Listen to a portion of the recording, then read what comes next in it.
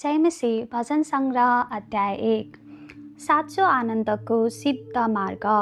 धन्य हो त्यो मानिस जो दुष्टहरूको सल्लाहमा हिँड्दैन, जो पापीहरूको मार्गमा खडा हुँदैन अनि गिल्ला गर्नेहरूको सङ्गतमा बस्दैन, तर परमप्रभुको व्यवस्थामा नै त्यो खुसी रहन्छ र त्यसले दिनरात उहाँकै व्यवस्थामा मनन गर्छ।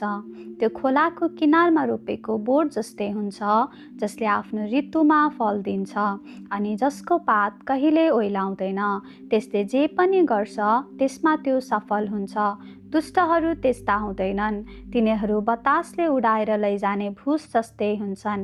यसकारण दुष्टहरू न्यायको दिनमा टिक्ने छैनन् र पापीहरूले धर्मीहरूको सभामा स्थान पाउने छैनन्, किनकि परमप्रभुले धर्मीहरूको मार्गको रक्षा गर्नुहुन्छ, तर दुष्टहरूको मार्ग नष्ट हुनेछ। आमेन।